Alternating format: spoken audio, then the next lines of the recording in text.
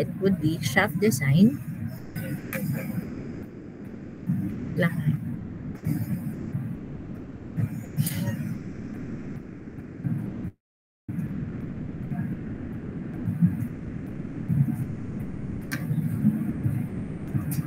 So this would be shaft design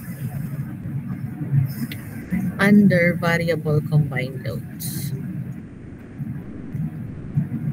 I think wala po ari doon sa ano po natin, sa manual po natin. Kindly add na lang po. Okay? So this is shaft design under variable combined loads.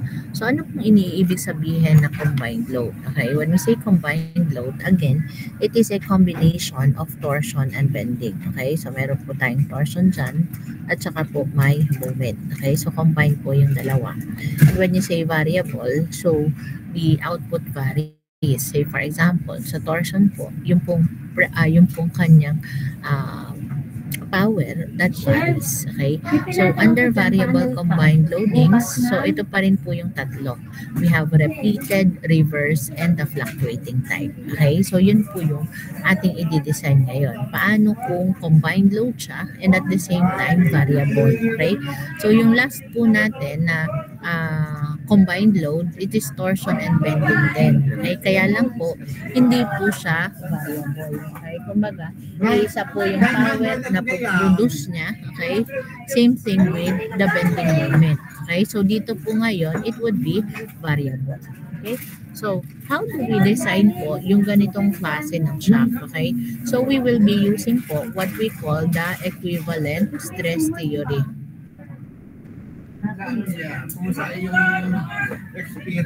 Okay, so for the equivalent stress theory, ito po yung ating equation. 1 over Fs equal to, we have your sigma E over sigma N quantity squared plus we have your tau E over tau N quantity squared, and then the whole thing here is raised to 1/2. Okay, so this can be written, since this is raised to 1/2, that would be the same as having the square root.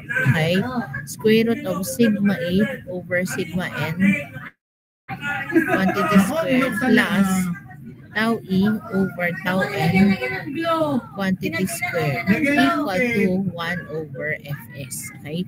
So, yan po yung gagamitin natin kapag na-equation, kapag variable combined loads. Now, ano po yung kada component? So, ano po yung factor of safety, yung sigma E, yung tau E, sigma N, at saka po tau N. Okay?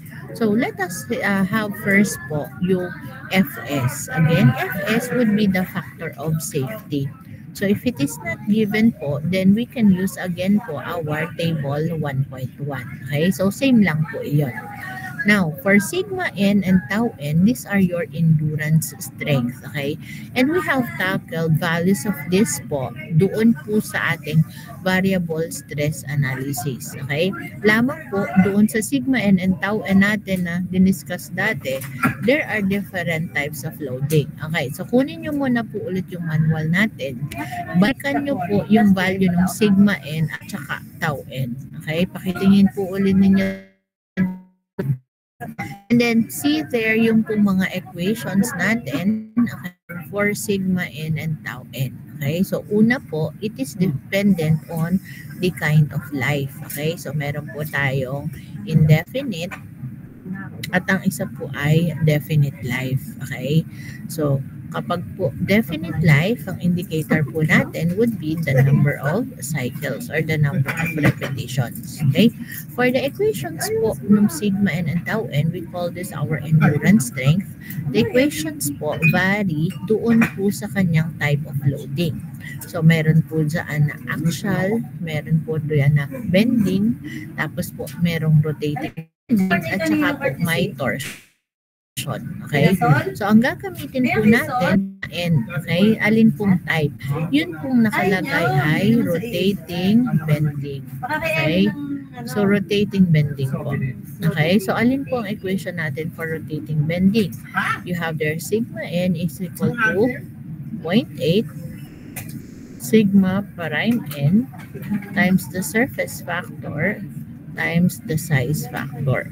And then for tau n naman po, okay, iisa naman po yung equation natin. Yung tau n would be equal to 0.6 sigma prime n times the surface factor times the size factor. Okay? So, yan po lang yung dalawang gagamitin natin ngayon in this particular case. Kasi po, this is under variable compile. So, yung ibang equation doon ng sigma n, hindi na po natin kailangan. Ari lang po yung dalawa. Okay? 0.8 sigma prime n, surface factor, size factor. At sa tau n naman po, palitan lang po natin ito ng 0.6. Okay? Now, let us recall again. Ano nga ba yung size factor na gagamitin natin? Anyone? Okay, correct. So, we use initially po a size factor of 0.85. Okay? So, ang size factor po natin initially is 0.85. We are anticipating po na yung magiging diameter po natin would be on a range of 0.5 up to 2 inches. Okay? This is for the size factor. So, kung yung sagot po natin is not within this range, ano po ulit gagawin natin? We need to recompute using a size factor equal to 1. Okay? So, wag po natin kakalimutan yung mga na-discuss po natin dati. Okay? Kasi kasama po ulit siya dito. Okay? Hindi po natapos na natin yun ng midterm, hindi na siya kasama on the finals. So, ginagamit pa rin po natin yung mga natutunan po natin doon dito po sa mga bago po natin na topic. Okay? So, again, ito po initially muna ang gagamitin, 0.85. Okay? And then, kapag po wala dito sa range, so dun po tayo mag-1. Next po would be the surface factor. O, recall lang po ulit. Saan po figure or table po natin makukuha yung surface factor? Anyone? Figure F5 po, ma'am. Okay, correct. So, Eric. So, figure AF5 po ang gagamitin natin for the surface factor. And if surface is not mentioned, okay, we assume machine po. Okay, yun po yung gagamitin natin. Okay? And then, sigma prime n would be your endurance limit. Okay? Yung endurance limit naman po, it is dependent on the type of material. Okay? Kung siya ba ay kung anong wrought iron or cast steel, ayan. So, may kanya-kanya po yung equation as defined po doon sa ating manual. Okay? Pag wala naman po, ano po ang tinitingnan natin? We are to look for the Brinell hardness number. And for the value of the BHN value, meron po tayo ulit kanya-kanyang equation for this sigma prime n. Okay? So, ganun lang po natin kukunin yung sigma n at saka tau n. So, ito po yun. Okay? Yung sigma n at tau n po na yun. Now, kapag naman po siya ay definite life, kapag definite life naman po, ano naman po yung magiging equation natin? So, same lang din po ng equation dati na itong dalawang ito. Sa halip lang po na sigma prime n, okay, ang gagamitin po is sigma n1. Okay? So, 0.8 surface factor, sigma n1 surface factor times the size factor. Tau n is equal to 0.6 sigma n1 surface factor times the size factor. Okay? So, sigma n1 po, it is dependent also on your sigma prime n. But then this one po, these are in terms of your number of cycles or number of repetitions. Okay? So, you have there, again, equations for your sigma n1. Kindly go back to it na lang po. And then decide on which value of your sigma n1 will be used. Okay? So, sabi ko nga po, wag po natin kakalimutan yung dati nating mga inaral doon po sa variable stress analysis because they are needed here din po. Okay? So, ito po yung una ko na-discuss. Fs, sigma n, tau n. We go to now to sigma e and tau e. So, how do I find value of sigma e and tau e? Okay? So, yung sigma e po, this is the equivalent bending stress. Okay? So, sigma e, this is the equivalent bending stress. Okay, and how do you find value of this equivalent bending stress? Nakakasunod po ba kayo dito sa sinusulat ko? Hello? Okay, good. And then mamaya po isa-save ko po ito tapos iano niya na ibigay ko na lang din po sa inyo yung copy. Okay? So sigma is the equivalent bending stress. Okay? And how to find the value of the sigma E? This is simply equal to sigma M, okay, over sigma Y times sigma M. Okay? So sorry, this is sigma N. Hindi pala ang aking sulat. This is sigma n over sigma y times sigma m plus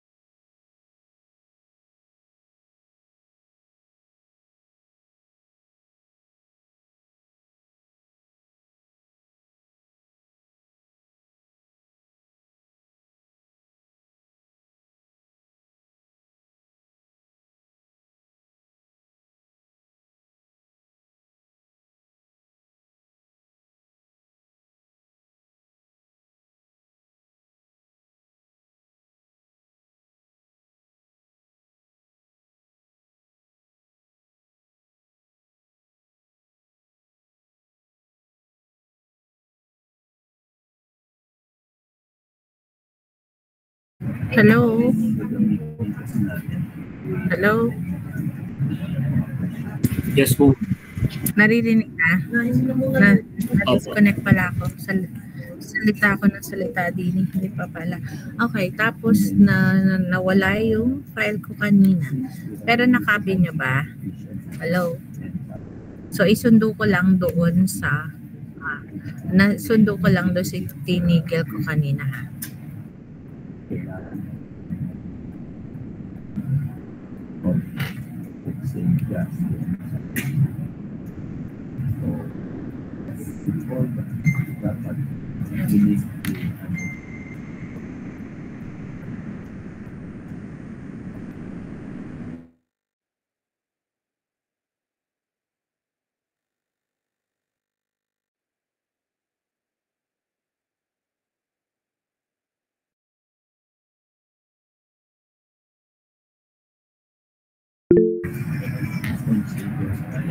Okay, for sigma E, okay, so we call this the equivalent bending stress.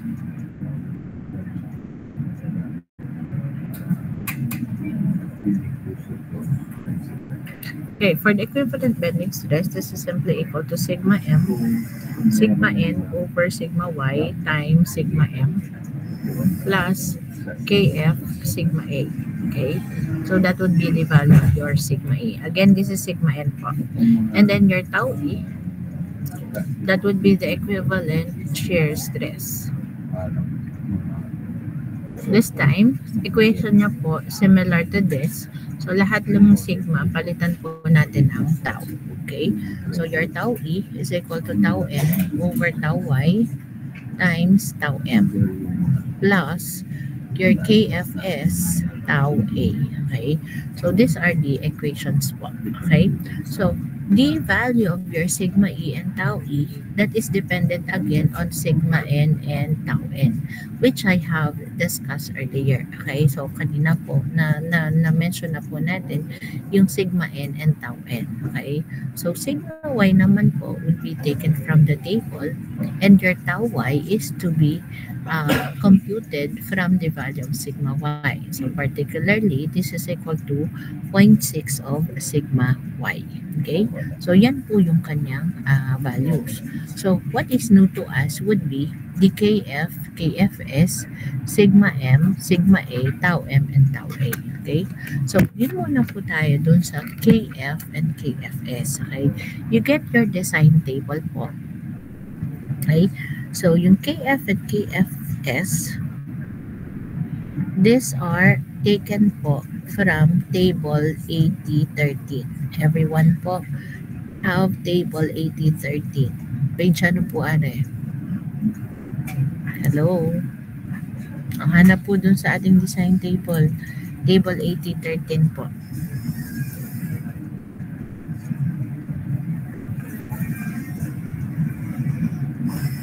Nakita na po ba? Page 21 po, ma'am.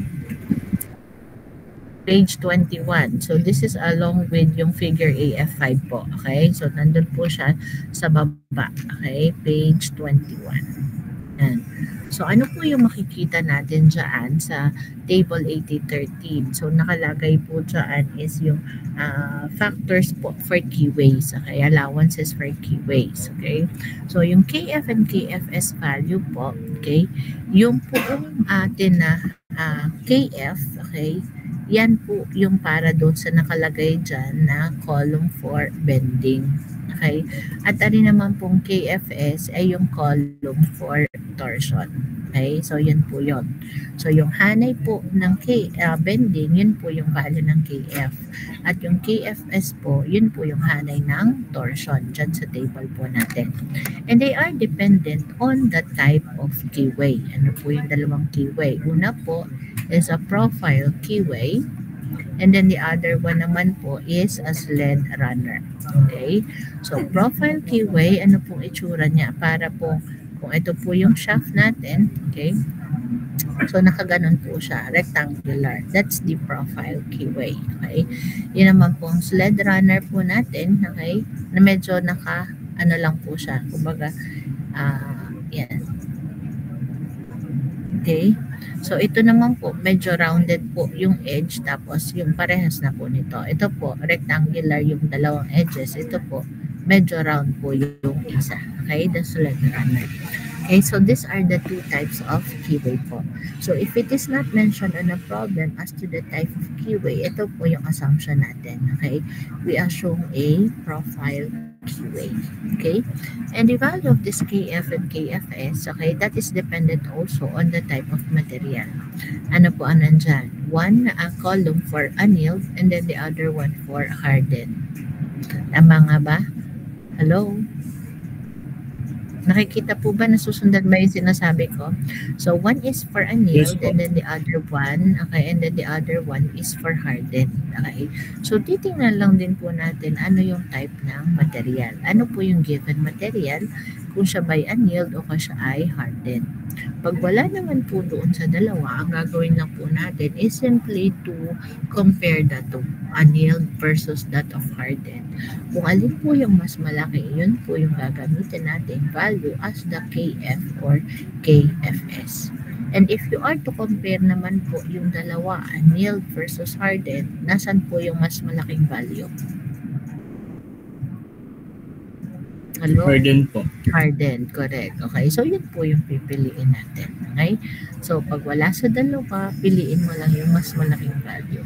That would be our value of KF and KFS. And as you see there po, meron po dyan ang mga values that comes again in a range. Alam mo po, nakalagay is 1.5 to 2. Okay, so ang gagamitin po natin, okay, any value po, pwede po yan gamitin as long as it's within the range. Okay, so pwede po yan sa design. Pero katulad po ng sinasabi natin, gaya ng factor of safety, ang gagawin po natin, pipiliin natin yung pinakamalaking value. Okay, for us to be able to have our final answer the same.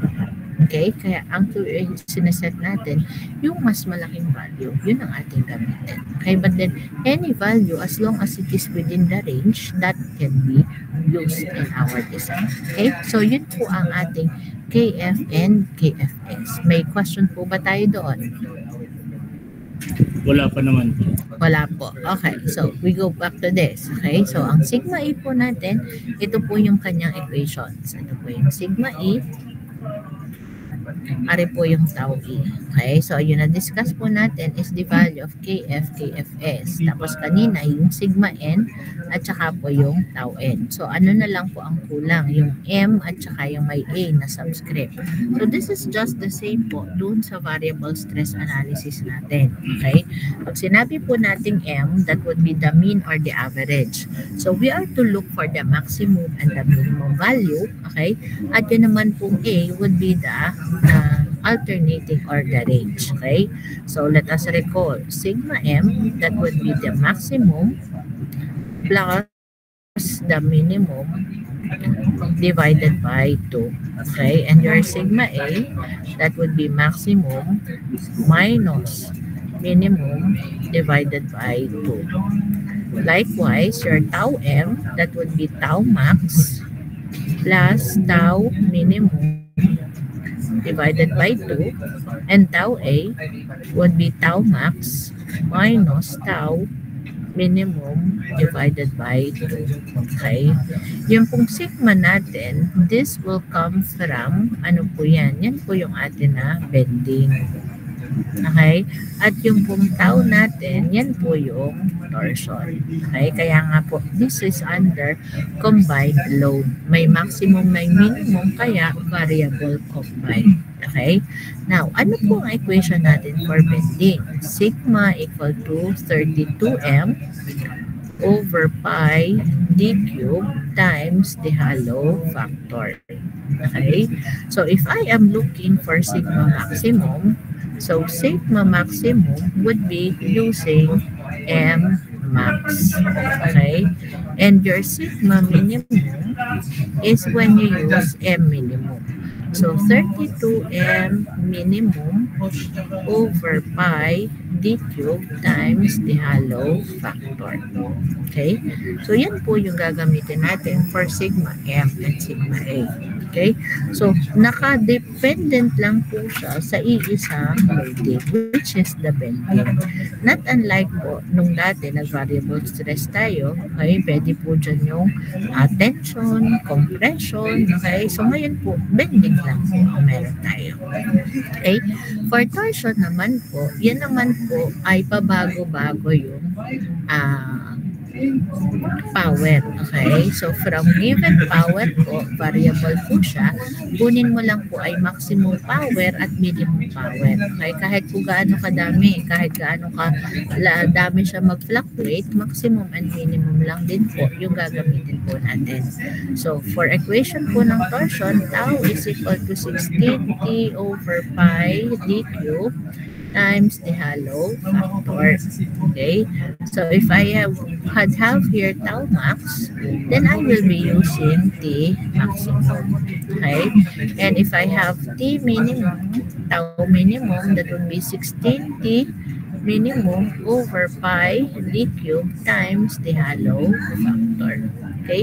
So, yan po yung equations natin for tau max, tau min, sigma max, sigma min to come up with your mean and the alternating stress. Okay? M at saka po yung A.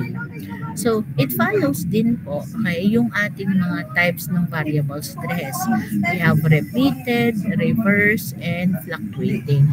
So, ito po yung fluctuating type. We will be using the general equation. Okay? Kapag po naman reverse, ano po yung kanyang property? Kapag po reverse, yung sigma m po natin, tau m, these are all equal to 0. And yung A and sigma A and tau A would be equal to the maximum. Okay? Kapag po naman na-repeated, ano naman po ang property niya? M and A, they are the same, which is equal to the maximum divided by 2. Okay? So, wag po natin kakalimutan yan. Okay? So, parehas din lang po natin gagamitin po dito. Okay? So, that is how you obtain sigma M, sigma A, tau M, and tau A po. Okay? So, ang need lang po natin ibig sabihin dyan is to obtain the M maximum, M minimum, T max, at T min. So, nakadependent po yan dyan. Okay? So, the solution po natin will always start with the power. So, ito lang po lagi yung tatandaan natin para makuha natin yan. You have there yung power. Okay? So, ang kukunin po natin from power is the torque.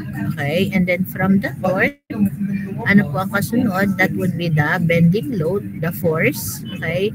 And then after po ng force, you draw the moment, shear and moment diagram. Okay?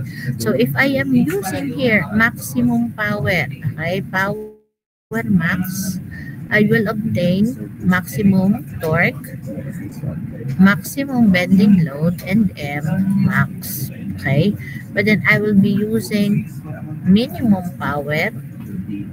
Ano po yung makukuha ko? That would be the minimum torque to give the minimum bending moment, and then maximum moment. But then, ang tatawagin po natin doon is M minimum.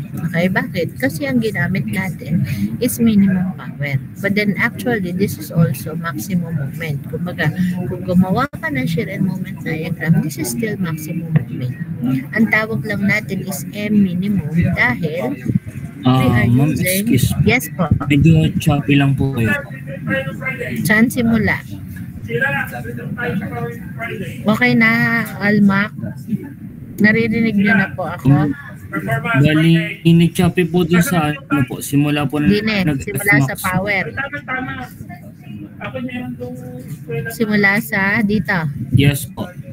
Okay, so ulitin ko lang. Okay? So, dito po sa variable stress, okay, variable combined load, ang makikita nyo po dyan is that the power is varying. Okay? Friday. Anong Friday? Mamaya ako makikipaglikod sa'yo. Okay. So, you have there yung power po natin is varying. So, kung varying po yung power, ang kukunin lang po natin is maximum power at minimum power. Okay? And this would be yung flow. Okay? From power, okay, you solve for the torque. And then from the torque, you solve for the bending load F. And then from the bending load, you create the shear and moment diagram to identify the maximum moment. Okay? So, yun po yung flow. So, kung ang gagamitin po natin ay maximum power, ang torque po na makukuha is maximum, ang bending load is maximum. So, pag gumawa po tayo ng shear and moment diagram, yung pong makukuha natin doong maximum moment is called M max. Okay? Tapos po, pag pinili naman po natin yung minimum power, will arrive at T minimum. Yung force po, bending load is minimum also. Tapos, gagawa tayo ng shear and moment diagram ulit. Okay? Ano ang kukunin natin dun sa shear and moment diagram? Kukunin po natin doon is maximum moment. Okay? Maximum moment. Pero, kahit po yun ay maximum moment, ang label po natin sa kanya is M minimum. Okay? So, M minimum, this is a maximum moment. Okay? Lamang, we consider a minimum value ng power. Maliwanag po ba? Nakaintindihan po ba tayo doon? Hello? Hello? May question po? Okay.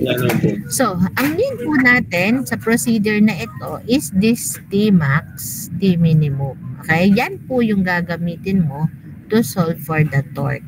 Yung tau po. Yung tau max at saka tau min. On the same manner, yung M max po at yung M minimum to solve naman po for the sigma. Okay? So, ito po yung dalawang kailangan natin. Okay? So, let us take po yung case po nung atin na problem 3. Puntahan nyo po yung sample problem.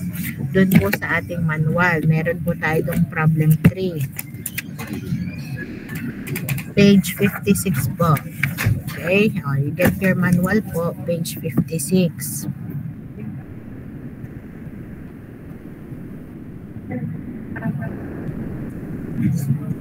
This is on page 56. Yeah.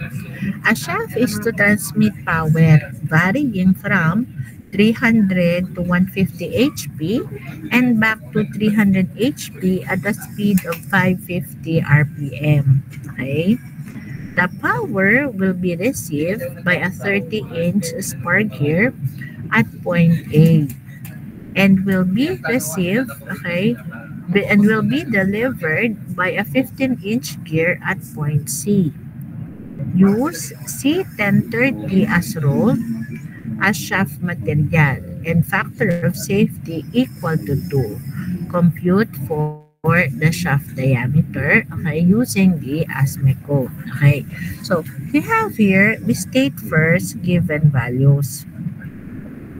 Okay, so for the given values po, you can identify there po yung power.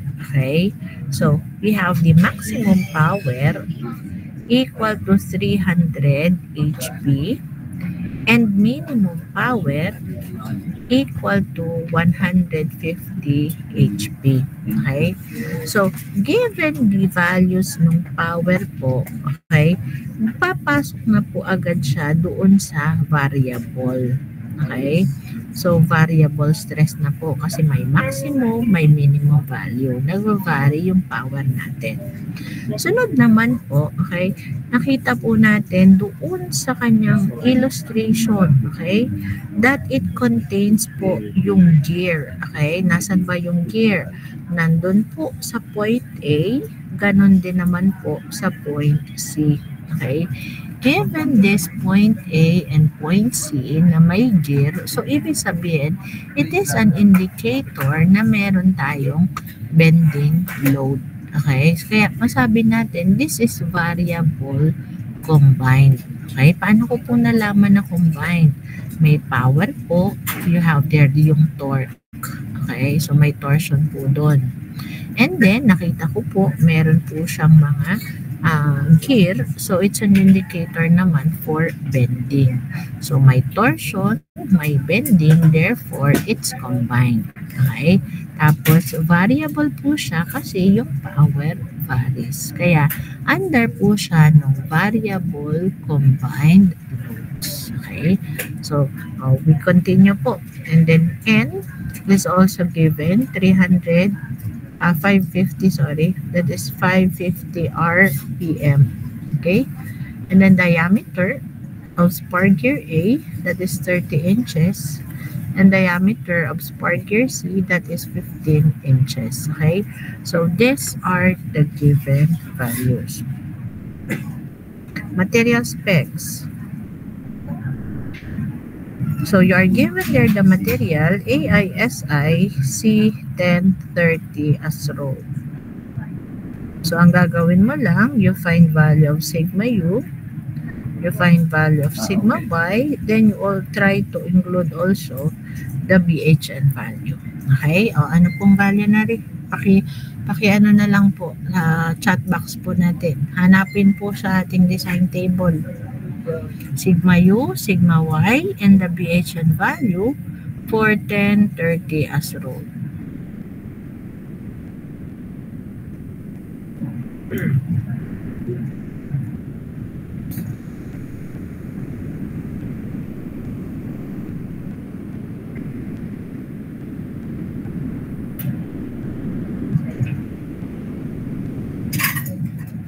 We have there 80, 51, and the BHN value.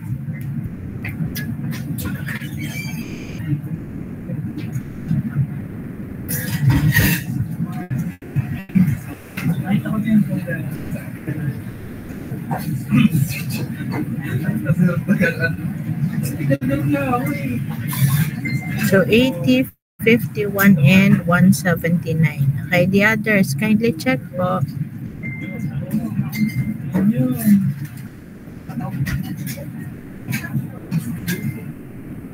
Oh, yung pong iba. Same po ba? 80, 51, and 179. Same lang po, ma'am. Okay. Yes po, ma'am. So, 179. This is taken from table 80. Hello? 87, page 14 po. Okay, correct. So, table 87, page 14. Okay? So, sigma U, sigma Y, and the BHN value. Okay? After the material specification, we have the factor of safety. Okay? And this time po, factor of safety is given. Okay? So, Fs is equal to 2, and this is given. Okay? Ang kasunod po nito would be the design stress. Okay? So, sa design stress po, ano po yung ating gagamitin? Since this is variable combined load, okay? Since variable combined, so use the equivalent stress equation. Okay? So, you use the equivalent stress equation. Okay? Alin po yung stress equation na yun? Yun po binigay ko po kanina. Okay? 1 over Fs equal to the square root of sigma E over sigma N quantity squared plus tau E over tau N quantity squared. Okay? So, I use therefore square root. Okay? Kasi the whole thing is raised to 1/2. So, equivalent po yun doon sa square root.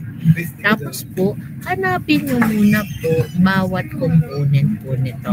Okay? And each of this component po, okay, ay nangmumula muna doon sa sinabi ko po kanina. Okay? Di muna po kayo magsimula ng iyo pong equation. Okay? So, dito muna po. You find first yung Tmax, Tminimum, Mmax, at Mmin. Okay? Kasi all other equations po are dependent on these values. Kaya, ito muna po yung inyong gagawin. Okay? So, paano mo po yung gagawin bago mo po i-substitute dito sa equivalent stress equation? Okay? So, you consider first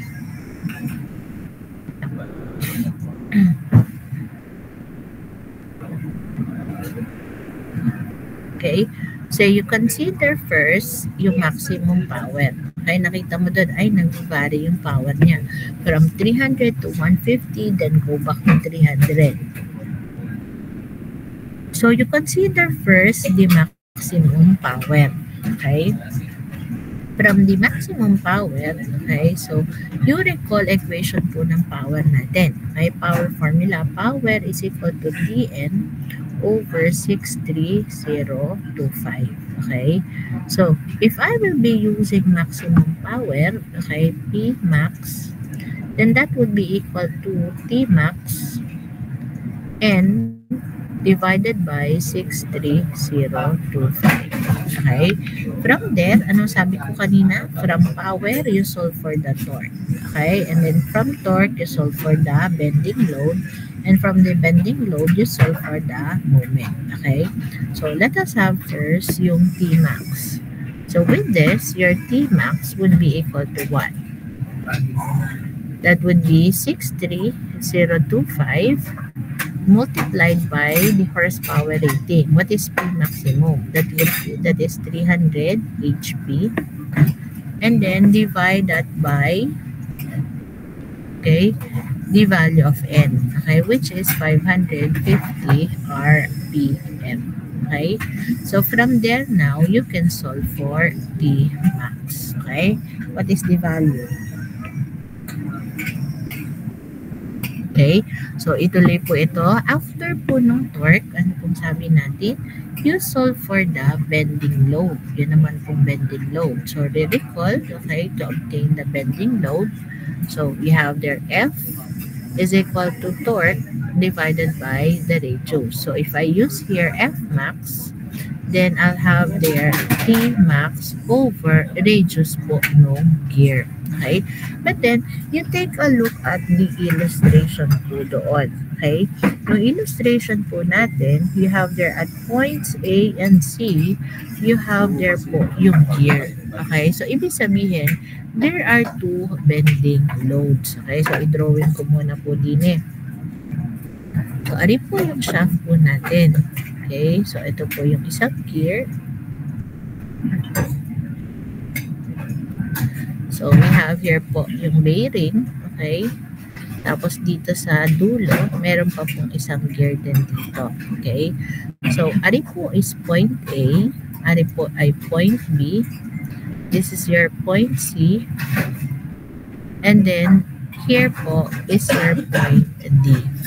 So, for distances, we have here 8 inches. This is 12 inches. And then, another 8 po dito. Okay? Yung 8 po dito is from C to D lang. Okay? Ari naman po, B to C is 12 and A to B is 8. Okay? So, for the bending loads po, ang isa po nandun sa gear A. So, we call it po FA. At ang isa po nandito sa C. Okay? So, we call it naman po your FC.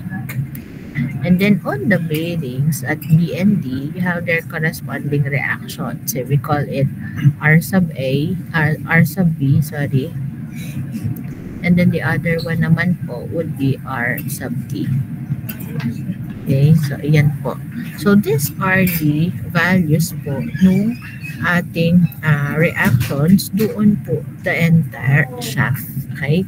So, ang kailangan po natin would be from torque. Ano nga pong naging sagot po natin din eh? Anyone? Sa chat box na lang po. Uy, nagkaklase ako, namumuhunan ako ha. Nakadata ako. Hindi. Oh. Ano po yung value ng Tmax? 34.772. Okay. So, this is 34.772. This is in kip inch. Okay. So, ari po yung need po natin. Yan. So from this po, okay, you solve ulit 34, 37. Hello? Ma'am, 2772 ata po yan. 37. Are, tama ito anak. 34 po. Kanina. Kulang lang po ma'am ng 2 sa ano. After po nung decimal. Wait lang, wait. Open ko ulit yung chat box natin. So, 34.377.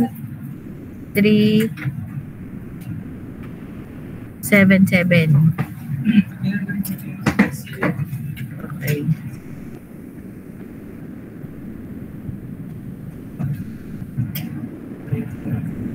So this is 34.377.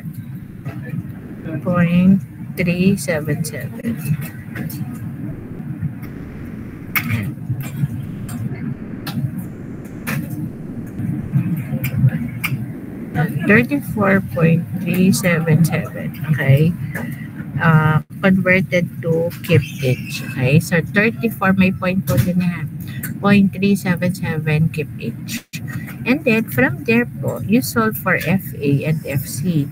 So if you will be using here Tmax, what we have here would be your FA maximum. Okay. So FA maximum, FC maximum, and also the reactions would be at their maximum values. Okay, so you solve first for FA maximum. Okay, so that would be Tmax over radius po nung gear A. Okay, so this would be equal to what? Tmax is 34.377 kip inch divided by the radius of gear A. Okay, diameter for gear A is given, okay, as 30 inches. So radius would be 15. Okay, so you cancel out this po and then you'll obtain FA maximum. Okay, so pakihanap po ng value. Likewise, din po sa FC, kunin din po natin. So same equation naman po yun. These are the evidence. So your FC maximum would be equal to Tmax. Uy, namumuhunan ako, huwag ka magulo. Tmax over RC. Okay? So the same part po, 34.377 kip inch divided by the radius of gear C. So 15 po ay yung atin na diameter, so we'll have here 7.5. Okay, so cancel this out and then we'll have there your FC maximum. Okay, so why do we need to obtain these values po nung process? Okay, so ito po kasi is gagamitin natin, okay, to create a shear and moment diagram para po dito sa loading na yan. Okay? So, after po you obtain FA and FC, ang kasunod po is you determine RB and RD. Okay? So, how do you obtain these reactions? That is through our summation po ng moment. Okay? You take moments at point B, masasolve mo po yung RD. Kung magmo-moment ka naman po dito sa point D, yun naman po RB, yun po masasolve natin. Okay? So, you do it now. So, ano po, after po noon, ano po ang sunod yung gagawin? Okay? You'll have this. Okay? Ang gagawin mo po is to create a shear and moment diagram of this. Okay? May value na po ng FA, ng FC, RB, at saka RD. Okay? Tapos po, yan po yung gagawan mo ng shear and moment diagram. So, you can use the semi-graphical method, okay, para po mas madali yung makuha nating value ng moment. Okay? So, ang question po is, pwede po ba ma'am gamitin natin is yung table 82? Okay? Di po ba dati ginamit natin yung table 82 to obtain the M maximum? Okay? So, this time po, hindi po natin yun pwedeng gamitin. Okay? Sabi nga po natin something that is very limited, limited lang po siya kung may katulad. And you simply adapt po yung equation niya ng M maximum. Okay? But then in this particular case po, wala po yung katulad doon sa table 82. So wala po tayong ibang gagawin kundi ang magawa ng shear and moment diagram po doon. Okay? Nakakaintindihan po ba tayo? Hello? Hindi ko na-carry. Nasundan po ba yung sinabi ko? Wow, may evidence na. Anyone? Yes po. Okay, so agree muna po ang gawin ninyo. Okay, so ituloy nyo muna po ito and then I'll have your answer po mamaya. Okay, so solve nyo po what is the value of FA maximum? What is the value of FC maximum? Sunod po, magsa-summation po tayo ng moment to obtain RB maximum. Hanap po. And then RD maximum also. Okay, so kunin po yan. And then, ang kasunod would be to draw, okay, Budget. shear and moment diagram. Okay, to obtain the maximum moment. Sige po, gawa mo na po. Ang kailangan po natin ma-identify din ay M max. Okay, so you do it now po muna. And then if you are done po, you have po your answer again din po sa chat box po natin. Dalang post ng Tita Susan eh.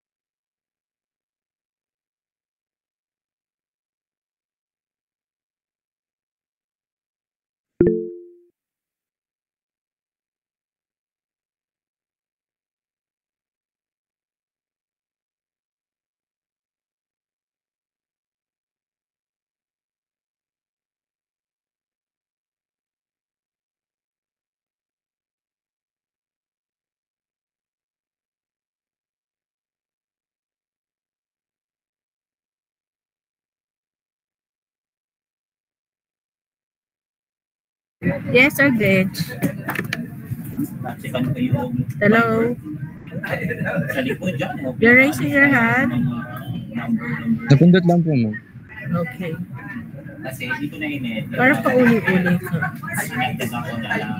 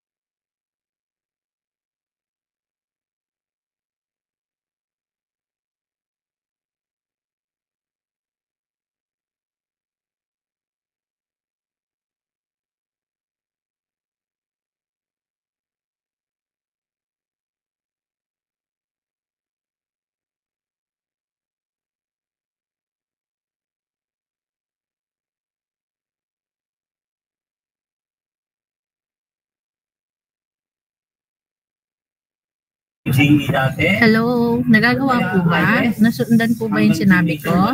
Pero ang their result Everyone? at F, yung new 10 story, meron. Hello? Yes po, ma'am. Okay, sige ha.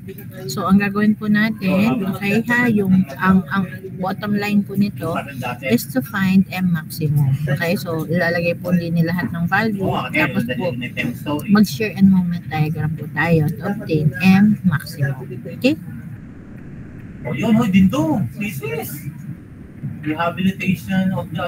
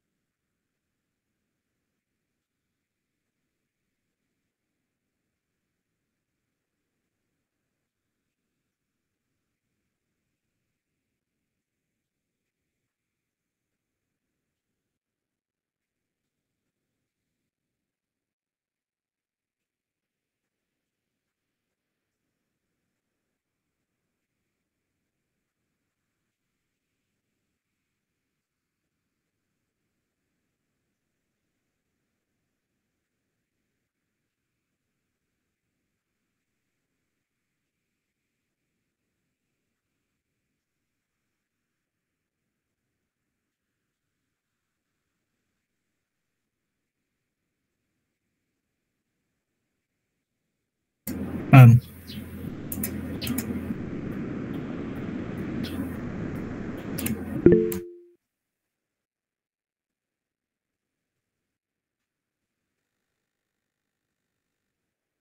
Rinse.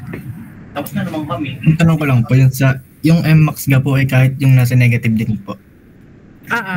But then you will be using ano po, yung absolute value po. So it pertains to the direction lang po. Okay.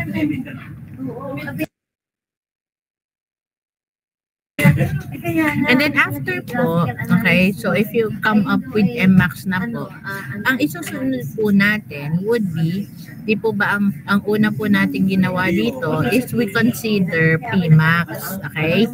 So ang sunod po, ang gagawin nyo po is another set po. You consider now po P minimum, okay, which is equal to 150 HP. So P minimum naman po, so you can solve for P minimum, T minimum po ang makukuhang una, tapos po yun po ulit, FA, FC, minimum values, and then summation of moment, RB minimum, at saka po RD minimum. Tapos po, gawa po uli kayo ng shear and moment diagram. So, dun po sa shear and moment diagram nyo makukuha, kukunin nyo pa rin po is maximum moment. Kaya lang po, ang ililabel nyo po sa kanya is M minimum. Okay? but then it's actually a maximum moment po. Okay? Label lang po natin as M minimum dahil ang ginamit po natin na power is E minimum. Naintindihan po ba yun? Hello? Hello? Nakuha po. Yes po. Yes po ma'am. Okay? So, same set pa din po na rin. Okay? Same set pa rin po nito. Ang i-consider lang po natin is yung 150 HP, P minimum. Okay? So, yan po ang isusunod po natin gawin. Sabi-sabi nung mo na mag-focus na ako mag-ano ha.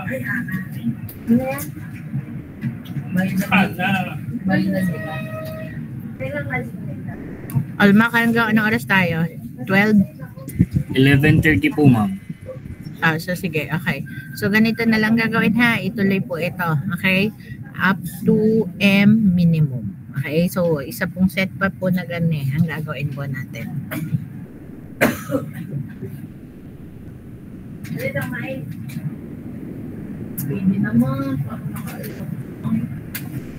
Question? Bakit kasi ngayon SKT sa PP? Wala pa naman po siguro ma'am. Okay. So later po I'll ask you I'll send po siguro sa GC na lang natin.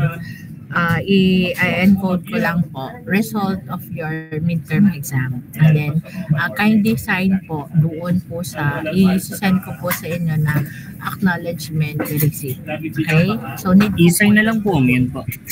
Yes, paki-complete Sige na po. po, Almac ha. Almac, Yes po ma'am. make sure it's completed ngayong hanggang mamayang hapon, ha? I-encode ko lang yung scores. And then, yung papers po natin, okay, ating face-to-face class next week, ha? So, yun naman po is kung may upon checking po, pag nakita nyo po sa next week, at kung may may idadagdag na score, pwede pa naman po yung mag-go-ahead. Okay? Naintindihan po ng lahat? Yes po. Okay. So, sige po, I'll end the meet now. Paki-continue na lang po ito. Bye po. Thank you po ma'am.